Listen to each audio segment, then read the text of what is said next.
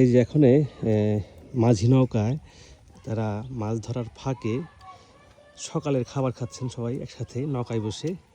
আর এই নৌকায় কিন্তু জাল রয়েছে, আর যে পাশে যে ঘের দিয়ে রাখছে এটা হচ্ছে মাছের ঘের, নদীতে ছাটা বলি আমরা স্থানীয়ভাবে। আর এখানে হচ্ছে তার সবাই মিলে এখন কাজের শেষ, এখন একটু সকালে খাবার খাচ্ছে। দাদা তাহলে ভালো আছেন? তো এই যে নৌকায় বসে খাইতেছেন, আপনারা তো সবসময় তো মাছ ধরার মধ্যে থাকেন, তাহলে এই যে নৌকায় বসে খাইতে মানে স্বাদটা কেমন একটু যদি বলতেন। খুব মজা লাগে। খুব মজা, বাড়িতে বেশি মজা লাগে আর কি। বাড়ি থেকে বেশি মজা লাগে না? আমাদের আসলে আমার কখনো অভিজ্ঞতা নাই যে নৌকায় বসে খাবার, বাট আপনাদের অনেক সময় দেখি যে নৌকায় বসে খান।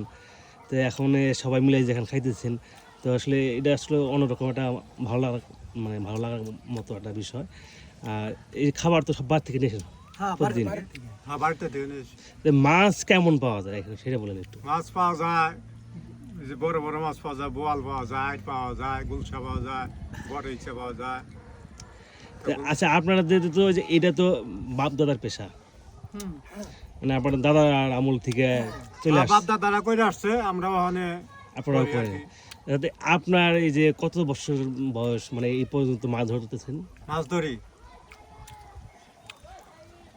38 বছর, 38 বছর ধরে মাছ ধরি আমি। 38 বছর ধরে মাছ ধরেন। হ্যাঁ। আচ্ছা, আপনার অভিজ্ঞতা থেকে বলেন যে আপনি যে মাছ ধরেন, যে কোন কোন নদীতে মাছ ধরছেন এই পর্যন্ত? বড় পর্যন্ত? বড় নদী বা ছোট নদী মিলিয়ে? এই দলেশ্বরী নদীতে বেশি ধরি, দলেশ্বরী নদীর মাছ ভালো বেশি, মাইরা আরাম পাওয়া যায়, মজা পাওয়া যায়। তো কালিয়াঙ্গা ধরি, পদ্মাঙ্গে ধরি, কম ধরি ওঠি। আচ্ছা, আপনার এই মাছ ধরার যে 38 বছর, মানে সর্বোচ্চ বড় মাছ কি পাইছেন? সর্বোচ্চ বড় মাছ বোয়াল মাছ পাইছি, বোয়াল। বোয়াল? হ্যাঁ, এটা কোন এই নদীতে? এই নদীতেই, এই নদীতে? এই নদীতেই। কত কেজি হয় নই বইটা? 10 কেজি, 10 কেজি 10 মতো? কেজি, 9 কেজি, 8 কেজি, বহুত মারছি। এই যে জালে সব? এই যে জালেই আধা ধরছি। ও, তার মানে খুব, মানে এই যে মাছ ধরার যেটা অনুভূতি, বড় মাছ পাইলে হ্যাঁ, যে বড় মাছ থাকলে আমার কাছে বড় মাছ থাকলে রেহাই নাই। মানে অনেক মানে ভালো লাগে আর কি। অনেক ভালো লাগে সেটা, ওটা বহুত মজা ধরতে। আচ্ছা, ডুব দিয়ে যে মাছ ধরেন এটা কেমন ধরেন? ডুব দেয় যা, আইতে আইতে আইতে আইতে আইতে দেখি মাছ বাঁচছে, ওই যে পেলে দবর দেয়, হ্যাঁ হ্যাঁ। আমরা পেলে মাছের পিছনে পিছনে যাই। তাদের আপনারা যদি আমাদের এমনি ডুব দিলে বেশিক্ষণ থাকতে পারি না নদীতে, আপনারা যদি অনেকক্ষণ থাকতে পারেন হ্যাঁ, আমরা অনেকক্ষণ থাকতে পারি। না, এটা কি কোনো মানে যে আপনাদের কোনো ইটে আছে কিনা, মানে পড়াটরা বা এই যে না না, এটা হলো অভ্যাস, স্বাস্থ্য ওটা না, ওটা অভ্যাস? আমাকে অভ্যাস। অভ্যাস হয়ে যায় আর কি। এটা আমাদের পেশা।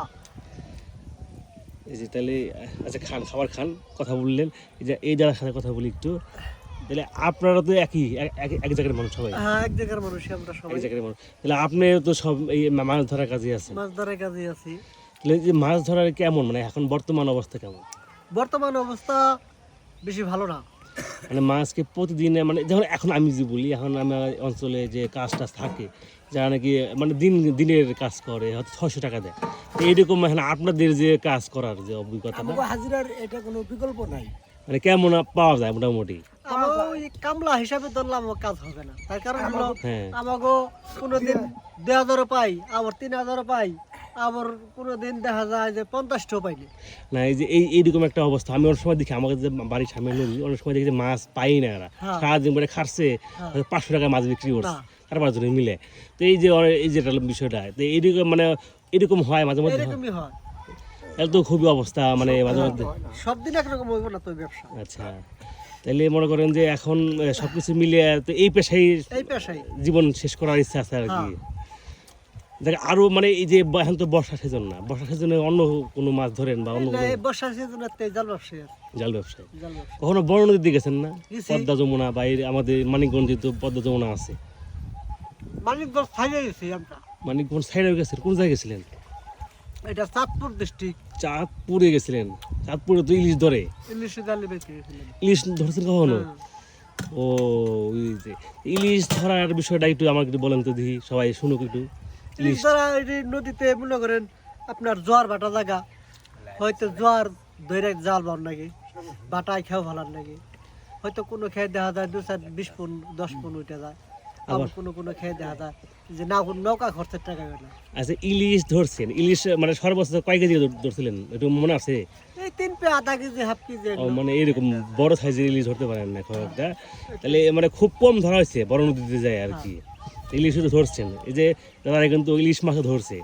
আসলে আমি শুনছি এই যে এখন যে নদীতে বসে রয়েছেন ধলেশ্বরী নদীতে, একটা সময় নাকি এই নদীতেও ইলিশ মাছ পাওয়া গেছে। হ্যাঁ ছিল এরকম মানে আপনার মানে পূর্বপুরুষ যারা ছিল যারা মাছ ধরছে তাদের কাছে কোনো শুনছেন কি? আমরাও পাইছি নদীতে ইলিশ এই নদীতে আপনারা পাইছেন? পাইছি দেখেন অবস্থাটা আমাদের এই ধলেশ্বরী নদীটা, এই নদীতে আমি অনেক গল্প শুনছি যে এই নদীতে আগে ইলিশ মাছ ধরা যেত। তার যদি প্রমাণ হচ্ছে এই যে আমার যারা ওনারা কিন্তু মাছ ধরেন, ওনারা নিজেও কিন্তু এই নদীতে একটা সময় মাছ ধরছেন মানে ইলিশ মাছ। তো এখন আসলে যে ইলিশ মাছ পাওয়া যায় না সেটার একটা কারণ যদি বলেন।